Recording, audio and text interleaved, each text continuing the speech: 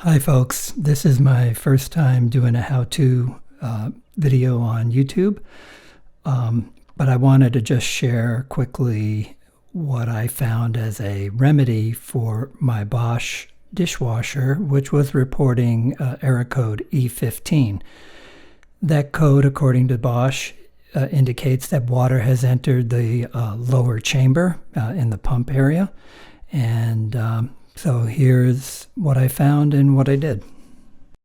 Again, the E15 code means that there's water entering that lower chamber of your dishwasher, and when I removed the front cover and lower kick plate, I indeed found water accumulating there. And what happens is this little styrofoam float, which sits in a little cup you can see in the next picture, rises. It activates the switch that's shown here. So that was indeed a good safety feature in my case. And next I had to go look for where that leak was originating. Okay, so started up the machine and started to observe the pump area, looking at all hoses and other usual suspected areas.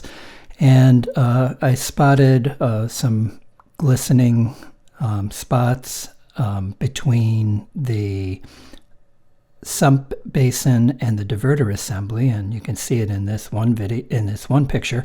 And here's a video of how that water was traveling to another portion of the cabinet, and it was actually dripping down onto some wires and into the area where the float is located.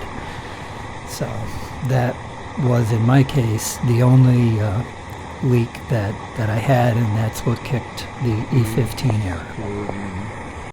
So a leak of this kind from a seal, could be that the seal itself is eroding, or that maybe somehow it's become loose in that area. So I found these 4 screws in the main cabinet and said I had nothing to lose.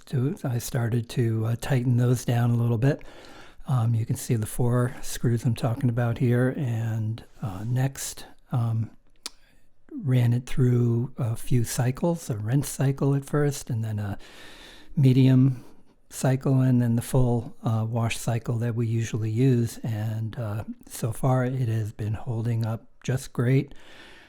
I don't know why it started to leak at that point, but it did. And rather than call in for an expensive repair, this is a fairly simple fix in my case, and maybe it might work for you too. So something to check.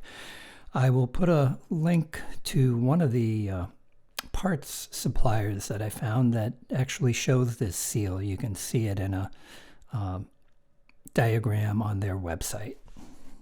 Hope this helps, and hope that I don't have to issue a follow-up corrective action video. Take care.